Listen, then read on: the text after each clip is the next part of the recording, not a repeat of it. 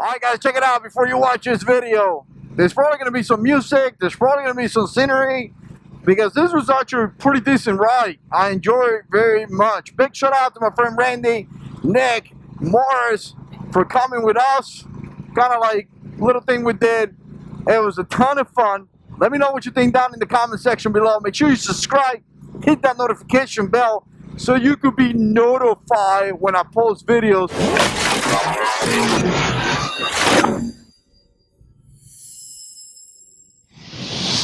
Alright guys, welcome back to the channel. Hope you guys are doing fantastic. So, once again, US1 is building another roundabout. They're so stupid. Really, really stupid. We're about to take it right here for you guys to see it. But anyways, on the way to the Harley place, I got a friend of mine that is going to be looking at some bikes. And hopefully he's going to buy a bike in the near future. Hopefully that's the case. So, again, you know, he's looking between a couple Harleys, and he also is looking at some of the Indian bikes. It's obviously up to him what he wants to get, and to me, it's just awesome that another friend is going to have a bike. Just more people to ride and more people to fellowship with, right? US1 right here is a really nice ride. It's, you know, a little bit of traffic we were facing, but now it's getting pretty nice other than this roundabout, and sometimes it gets kind of windy. But other than that, it's a pretty decent ride. You guys being, or at least I have been, in the St. Augustine Harley dealer already. And it's a nice dealer. So I think I posted, or actually I posted a video about it a little while ago, a few videos ago. So we're going to go there again. And like I say, it's going to be with the purpose of him having, you know, looking at some bikes and things like that. Really don't get this roundabout. To me, they're kind of annoying. I guess in a way it's supposed to slow down traffic, but I mean, I don't know if that's the purpose or not. Sounds to me like a traffic light would have been just fine, but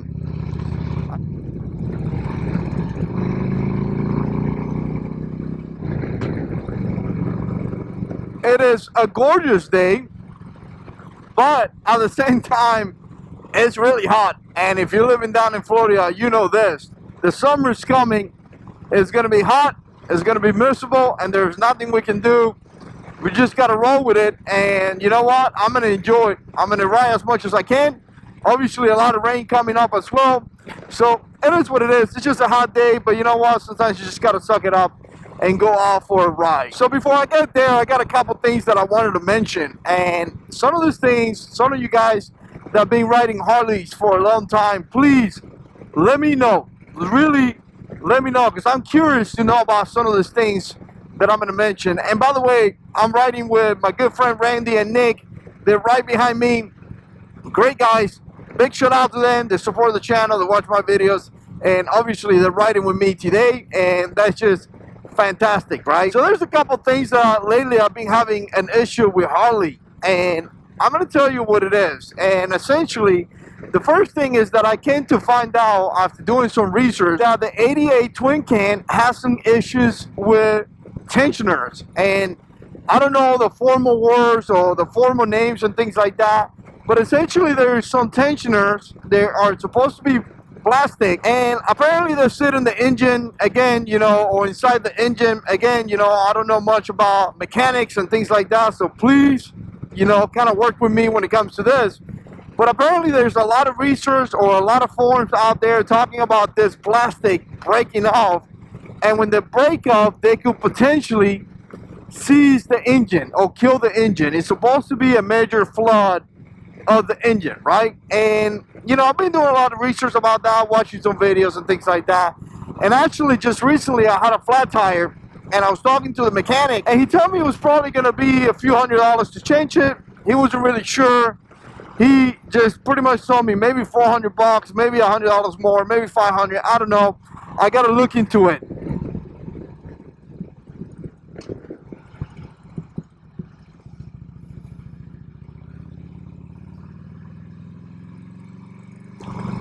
And I hope this is a good ride right here. And again, you know, I was talking to the guy, the mechanic, and he's telling me, you know what, maybe $400 or $500, something like that. And I was like, all right, cool, you know. And I said, what are you going to change it to? And he said, well, I just going to put the regular ones back on. And I was like, well, that makes no sense to me, right? If I change them, I want to change it to something that is not going to break and is not going to kill the engine, right? I really don't want to change it to something that is going to have to be replaced. And I was like, all right, when is it going to have to be replaced? And he tells me, well, it's going to have to be replaced every 20,000 miles, probably 25,000 miles or something like that. And I'm thinking to myself, really? So you're telling me that every 25,000 miles, I'm going to have to make a $500 repair? I mean, to me, that just doesn't make any sense, right? I'm like, nah, that just doesn't make any sense. Again, you know, if I'm changing this, it should be changed to something else. And again, we started talking about it, and he's talking about maybe hydraulic tensioners. That would be a lot more money, but again, they will last for a long time. And I'm like, thinking to myself, talking to him, I'm like, well, I don't want to do a quick fix. I want to fix it and get it done, right? I don't want to go back to having issues. I don't want to go back to every 20,000 miles having to worry about something that could potentially kill my engine. To me, that's just unacceptable. So I'm going to tell you, this thing has been pretty frustrating to learn about this. And again, you know, as much as research that I did on the motorcycle, I guess I kind of missed that in a way, right? Because I did a lot of research on Road King. I watched a lot of videos and things like that, but really never heard anything about it. And probably primarily it's because I was looking for a Road King that was newer. I wasn't really looking for a Road King that is a 2005. So having a Road King that has a 96 and above, apparently they don't have those issues. So again, that's probably most likely why I didn't come across this type of issues. But the thing that I was kind of like, really, and maybe some of you guys could try to help me on this one, is the fact that I don't see any recalls out there, and I've been looking for it. And I was talking to my friend at work, Nick, and I was like, dude, why is there not a recall on this, right? I don't understand how you could have an issue on a motorcycle that could potentially kill the engine, and Harley not being like, all right, we realize that this is a mistake, this is a flaw on our engines, and you know what, we are going to fix it. I really don't understand that. It's really frustrating, and it really does not make sense to me that you could have a product that has a flaw that could kill the engine, could destroy the motorcycle, and there's really not a recall on this. Or maybe there is. I don't know. Please help me down in the comment section below. Let me know what you guys think. Overall, obviously, I'm loving my 2005 Road King. It's an amazing bike. It's a great bike.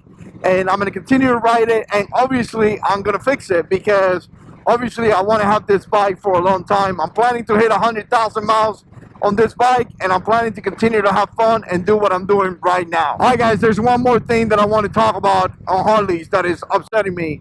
But before I do that, I'm going to ride for a little bit. I'm going to hit the dealer, and obviously I'm going to come back and tell you what it is. Remember, if you're new to the channel, make sure you subscribe, hit that notification bell below. Let me know what you think down in the comment section below as well.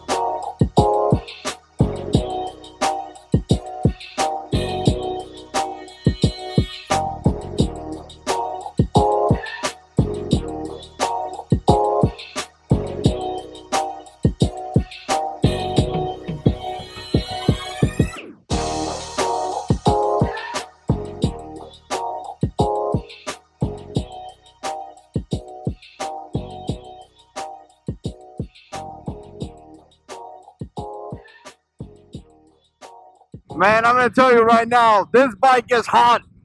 88 twin can gets hot, really hot. I've been riding for probably an hour already on the bike, and I'm burning out. I really hope that the new saddle is gonna help with that heat, as well as putting some of those panels that is supposed to kind of like move around the heat or like stop the heat from coming up or whatever, deflectors or whatever they're called.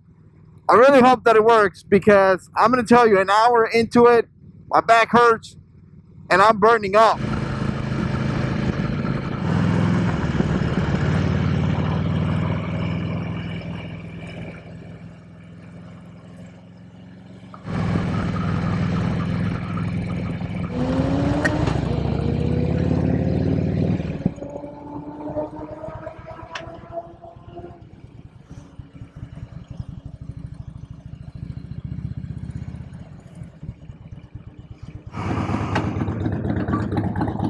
Look at this gorgeous thing.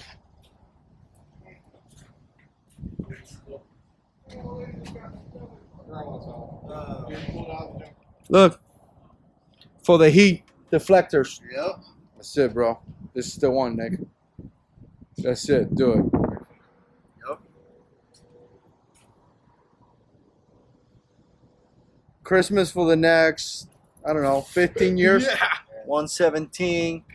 Everything Screaming blacked out. Ooh. Yeah. I even like this floorboards right here, because they're like, I don't know, they look weird. Dude, that is not. It's old school, man. This is old school right here. Yeah. I like the black bikes, but I do love the chrome out. Yeah. Which?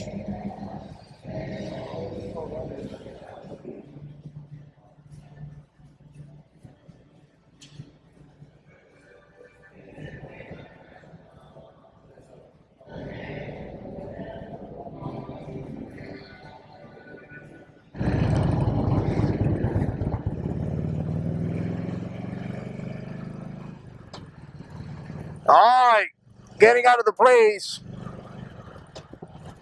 My good buddy checked out some bikes that are pretty cool. He has a lot thinking that he has to do. A couple things that he has to check on to see if he makes a decision. You know, a couple bikes that he wants to kind of look on to make sure that he's making the right decision. Buying a bike is something that really is not something that you should rush. It's something that you should do research, something that you should check out, something that you should just spend your time making sure you're making the right choice, right? All right, so we kind of got split a little bit on the group. We got the guys back there, and I'm gonna tell you, following the map and a motorcycle is not as easy as you want to you want to make it feel. Hopefully, you know, or thankfully, I got my Cena in my helmet, and I'm kind of listening to where I gotta go. So all these roads right here are pretty new to me. Really don't know much where I am, but looks like a pretty good ride right here. But anyways, like I said, he looked at some of the bikes, he enjoyed some of the bikes.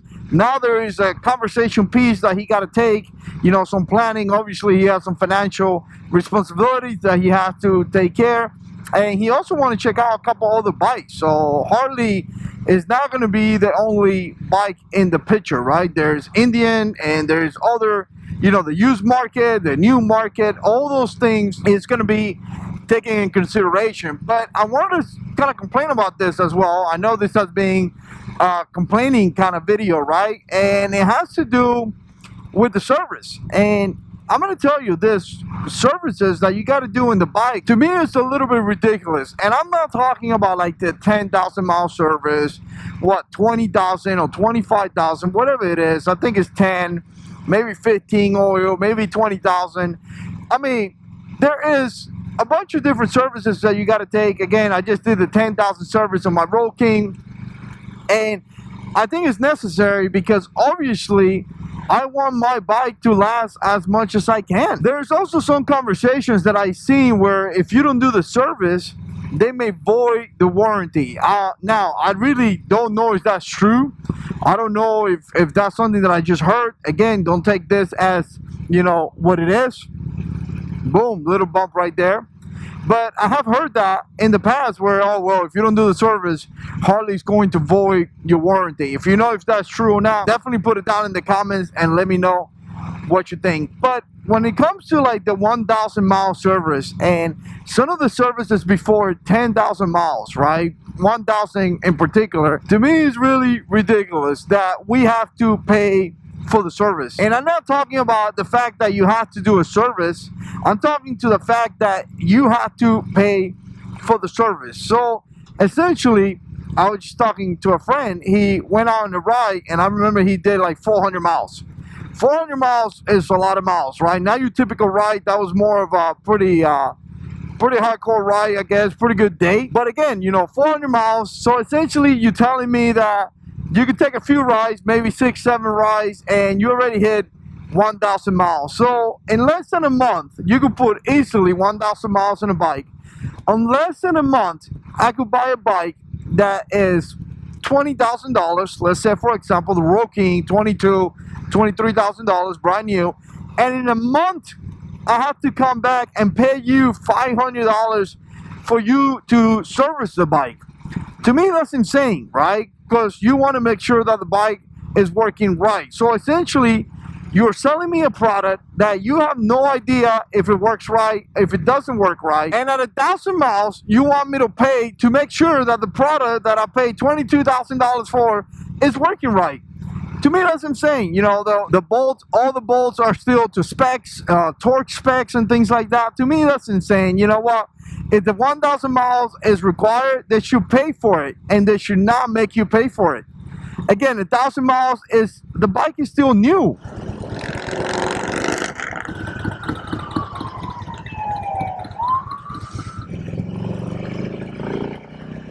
I just got a friend of mine that watched the channel here and told me in the comments that they got a quote to do the 10,000 mile service, and the quote was $700. Now, he has a 2016 Road King, gorgeous bike. Obviously, I got a 2005, but to tell me that $700 for a 10,000 mile service is an okay price is beyond ridiculous.